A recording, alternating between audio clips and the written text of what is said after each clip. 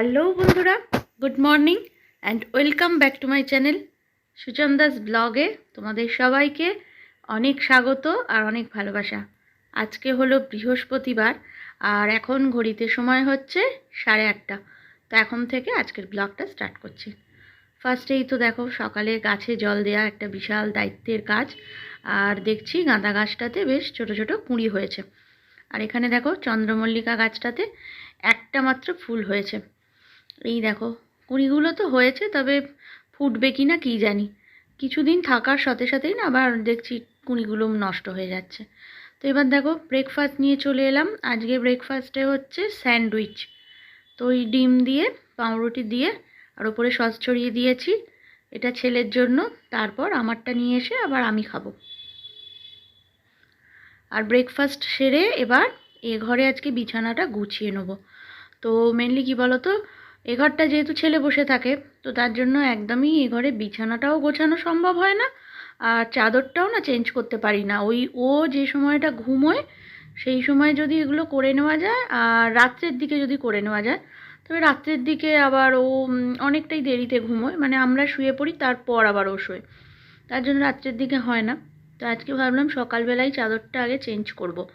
বালিশের কভারগুলো সব খুলে এবার অন্য বালিশের কভার পরিয়ে নিলাম, নিয়ে এবার দেখো চাদরটা চেঞ্জ করে নেব।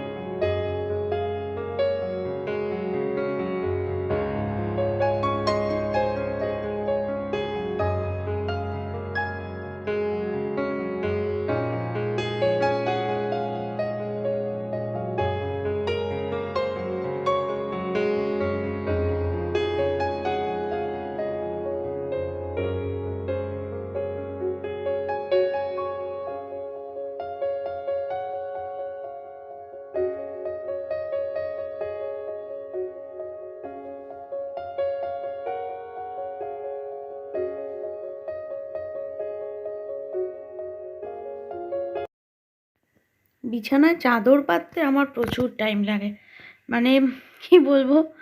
আর আসলে কি হয় বলো তো, এদিক ওদিক করে দেখে গুঁজে তারপরে দেখলাম আবার এদিকটা হয়তো একটুখানি ছোট হয়ে রইলো, এইসব করতে করতে অনেকটা টাইম চলে যায়। তো যাই হোক, দেখো চাদরটা মোটামুটি পাতা হয়ে গেল। আর পুরো বিছানা একদম সুন্দর করে টান টান করে বিছানাটা পাতা থাকলে নিজেরও দেখতে দেখতে ভীষণ ভালো লাগে।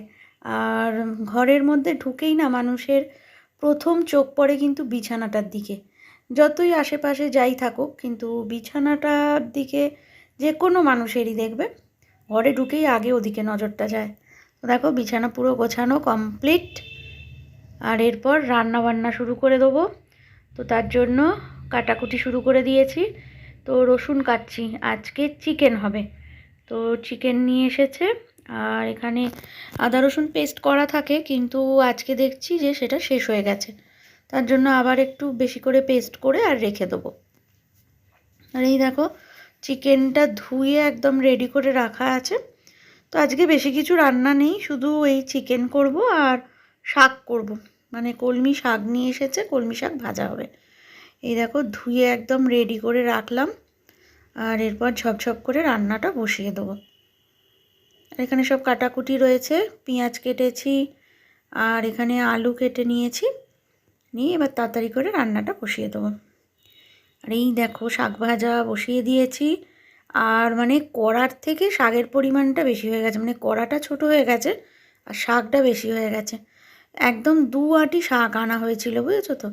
তো তার জন্য কি হয়েছে, এবার আসলে কি শাকটা এক আঁটি শাক আনলে না দেখি ভাজার পর একদম একটুখানি হয়ে যায়। তার জন্য আজকে ভাবলাম যে দুবেলা শাক খাওয়া হবে, বেশি করে শাক আনা হয়েছিল। আর ভাজার পর তো সেই একটুখানিই হয়ে যায়।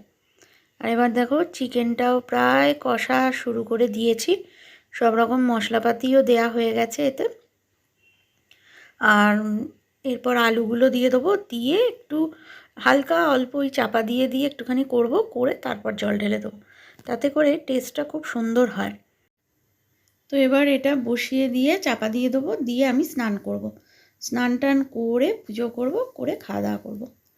খেয়ে দে তারপর একটু রেস্ট নেবো, নিয়ে আবার সন্ধ্যের সময় ক্যামেরা অন করব, অর্থাৎ ভিডিও শুরু করব।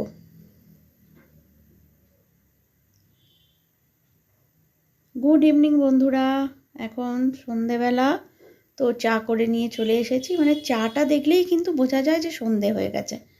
আর তার সাথে একটু চানাচুর নিলাম, কদিন ধরে একটু চানাচুর খেতে ইচ্ছে করছিল, ভাবলাম যে চা বিস্কুট খাচ্ছি তার সাথে একটু চানাচুরও খাবো।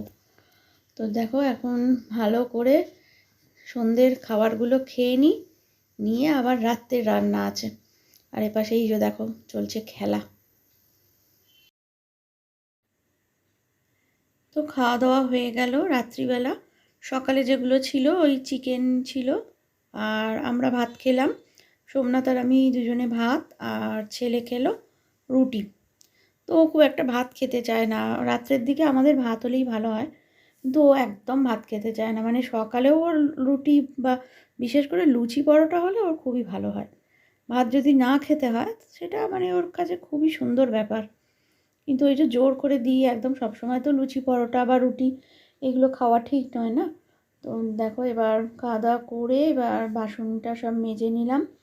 আর বাসন মাজবো কি, একে তো সন্ধ্যে থেকে দেখছি বেশ ঝমঝম করে, সন্ধ্যেবেলা বলবো না, ওই 8টার পর বোধহয় কি 9টা নাগাদ, অত আমার টাইমটা মনে নেই, কিন্তু বেশ ঝমঝম করে বৃষ্টি হলো। তারপরেই এই প্রায় 11টার পর থেকে 3-4বার কারেন্ট চলে গেল। মানে খাচ্ছি আমরা পুরো অন্ধকারে, ওই মোবাইলের টর্চ লাইট জ্বেলে খেতে হলো। আর মোমবাতিও এখন কোথায় রেখেছি খুঁজে পাচ্ছি না। আর একটা জিনিস কি হয়, কোনো চার্জার যেগুলো চার্জের লাইটগুলো জ্বলে, সেইগুলো যেহেতু কারেন্ট যায় না তার জন্য একদমই চার্জ দিয়ে রাখা থাকে না। আর ঠিক যখন দরকার হয় তখনই দেখবো চার্জ নেই, তখন হয়তো চার্জ শেষ হয়ে গেছে। তবে এবার গরমকাল আসছে, এবার না একটুখানি ওই চার্জারগুলোতে চার্জ দিয়ে রাখতে হবে, কারণ গরমকালে মোটামুটি কারেন্ট যায়, শীতকালে একদমই যায় না। এখন জামা কাপড় গুছিয়ে নিচ্ছি, মানে এগুলো হচ্ছে সব শীতের জামা কাপড়। তো এবার যেহেতু একদমই শীতটা চলে গেছে, তো বেশ ভালো মতনই গরম গরম ভাব এসে গেছে, পাখা চালাতে হচ্ছে। কি করছি বলো তো, রোজই ওই একটা দুটো করে সোয়েটার জ্যাকেট এগুলো কেচে দিচ্ছি। এখানে দেখো 3খানা জ্যাকেট আজকে কেচেছিলাম। তো ছেলেরই বেশি, আমাদের খুবই কম। তো এবার এইবার কি বলো তো, ওই একসাথে অনেকগুলো না করে, আর এগুলো শুকোতে একটু টাইম লাগে, তো রোজই ওই 3-4টে করে কেচে দিচ্ছি। দিয়ে এবার একদম সব কাচা হয়ে গেলে একবারে সব নিয়ে আর জায়গা মতো রেখে দেবো। তাহলে কি হয়ে গেল, একবারে একসাথে অনেকগুলো কাচতেও হলো না, আবার রোজ একটা দুটো করে কেচে দিলে কাচাটাও হয়ে গেল। আর এগুলো বেশ মোটা ধরনের, তো এগুলো শুকোতে না বেশ টাইম লাগে। তো বন্ধুরা এখন সময় হচ্ছে রাত্রি 12:30। তো খাওয়া দাওয়া সব কমপ্লিট হয়ে গেছে। আর কি বলতো, আজকে 11টা 15 থেকে আর বোধহয় 11:45, তো আধ ঘন্টার মধ্যে 3বার কারেন্ট গেল। তো অন্ধকার অবস্থাতেই আমাদের খেতে হলো, কিছু করার নেই, খাবার দাবার একদম বেড়ে রেডি করে ফেলেছিলাম, আর ঠিক তখনই কারেন্টটা চলে গেল। তো একবার আসছে একবার যাচ্ছে, কি হয়েছিল হয়তো কিছু সমস্যা হচ্ছিল। আর তারপর রাত্রের দিকে তখন কটা হবে, 10টা হবে বোধহয়, কি 9:30 হবে, তো তখন তো ঝমঝম করে বৃষ্টি হচ্ছিল। আর বেশ ভালো বৃষ্টি হয়েছে, অনেকক্ষণ ধরেই বৃষ্টি হয়েছে। তো যাই হোক চলো, রাত্রিবেলা খাওয়া দাওয়াটা একটু তোমাদের সাথে আজকে শেয়ার করব ভেবেছিলাম, কিন্তু সেটা আর করা হলো না। আর আজকের ব্লগটা আমি কিন্তু এখানেই শেষ করব। আমার আজকের ব্লগটা যদি তোমাদের ভালো লেগে থাকে তো অবশ্যই লাইক করে দিও, কমেন্ট করে জানিও।